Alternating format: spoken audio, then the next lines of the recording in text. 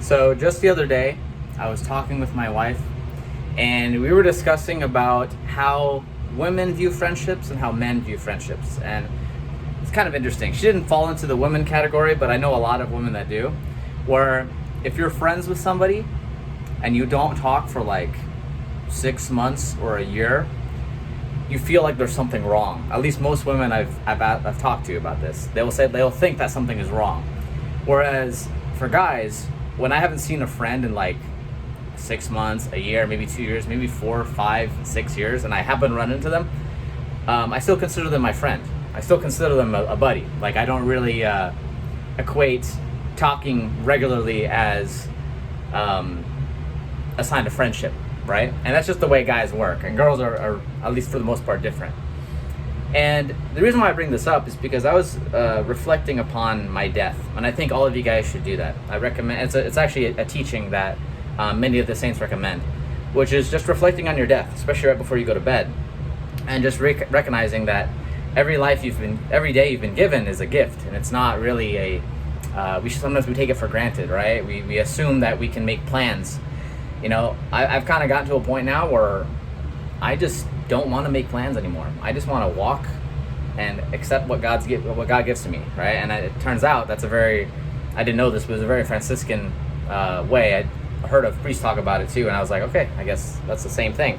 But, you know, a lot of us, when we get older, we're going to start losing our ability to probably speak, maybe to remember things. You know, you might have family members who do have a hard time remembering, right? Maybe they act in a different way that's contrary to how they were before. And we don't know if that's going to happen to you or me. We don't know if one day we're not going to be able to think clearly or process things, or we might be in a coma for all we know, right? And this is why it's so important that we develop a relationship with God as soon as possible and as often as possible, right?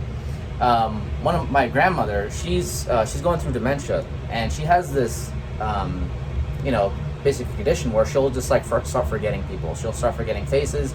She'll kind of vaguely remember things. But some of the memories that she has when I was a kid, when my brothers were kids, it's very vivid in her memory because she experienced that early on. And the lesson I take from that is that, you know, when we are communicating with God and we're making an effort to pray daily and to meditate upon His Word, what we are doing is that we're building up this relationship we have where we're not going to forget Him, right? Think about the Our Father, right? You've probably said the Our Father maybe thousands of times, right? And what do you do in a bad situation? You pray an Our Father because it's been ingrained in your memory and you've been saying it so long, right? And, you know, praying to God every day and making a firm commitment to make that the priority of your day is only going to help you grow in spirituality, and it's going to help you stay in friendship with God. Because that's the thing, like a lot of us, we'll go about our day and we'll think, and I've done this too, and sometimes we kind of put prayer last and we put God last when it should be the first thing you do. It should be the center of your day, right? And if you are able to go to daily mass, you should, right? Or if you're able to go to adoration, even for just 15 minutes, which is, by the way, that's it's not a requirement of the church, but it has been said that you should pray at least 15 minutes out of sheer justice for God, right? And that's not much, right? Sheer justice for giving you this life, right? So my invitation for you today is try to plan everything around your day. What is Jesus around God, right? What does Jesus say? Seek first the kingdom of God and all yours will be added to you, right? And just like a friend that you haven't met in so long, you'll still be friends, right?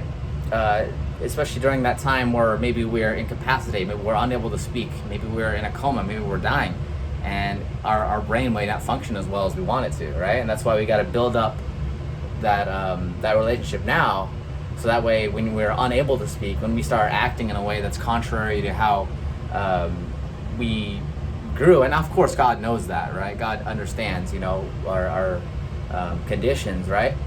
But we should be building up that now, right? This is, what does Jesus say to you do not know the hour, right, when He will come? And He's referring to the end of time, yes, but He also is referring to our own lives, where are we actually preparing for him to come into our life? Are we preparing for him to knock at the door, which is the door of our death, right? So that's all I have for you guys today. Hope you guys have a wonderful rest of your day, and God bless.